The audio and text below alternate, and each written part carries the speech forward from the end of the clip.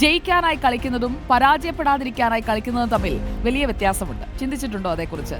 ജയിക്കാനായി കളിക്കുന്നത് വിജയത്തിനെ കുറിച്ചുള്ള നമ്മുടെ ആ ഒരു ചിന്തയിൽ നിന്നാണ്, വിജയിക്കണമെന്ന ആ പ്രചോദനമാണ്. പരാജയപ്പെടാതിരിക്കാനായി നമ്മൾ കളിക്കും.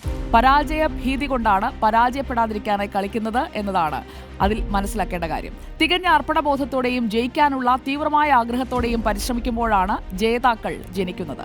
പൂർണ്ണമായും അനുകൂലമായ സാഹചര്യങ്ങൾ ഈ പോരാട്ടത്തിനിടയിൽ ഉണ്ടാകണമെന്നില്ല, അതൊരിക്കലും ലഭിക്കില്ല എന്നതാണ് വസ്തുത.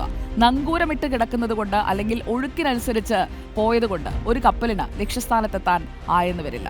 കാറ്റിന്റെ ഗതിക്കനുസരിച്ച് തടസ്സങ്ങളെ അതിജീവിച്ച് കാറ്റിനെതിരായി ഒക്കെ സഞ്ചരിക്കേണ്ടി വരും. പരാജയം മുന്നിൽ കാണുമ്പോഴാണ് അതിനോട് ഭയം തോന്നുക. അതുകൊണ്ട് വിജയം മാത്രം മുന്നിൽ കണ്ട് പരിശ്രമിക്കുക. ലക്ഷ്യത്തിലേക്ക് എത്താനുള്ള പരിശ്രമത്തിലും അതിൻ്റെ പുരോഗതിയിലും മാത്രം ശ്രദ്ധ കേന്ദ്രീകരിക്കുക. ചെറിയ ചെറിയ വിജയങ്ങളായിരിക്കാം ആദ്യം, അതിലൂടെയാണ് വലിയ ലക്ഷ്യത്തിലേക്ക് എത്താനാവുക. അപ്പോൾ ആ വലിയ ലക്ഷ്യത്തിലേക്ക് നിങ്ങൾ എന്താണോ ആഗ്രഹിക്കുന്നത് അതിലേക്ക് എത്താൻ എല്ലാവർക്കും, എല്ലാ പ്രിയപ്പെട്ടവർക്കും കഴിയട്ടെ എന്ന് ആശംസിക്കുന്നു.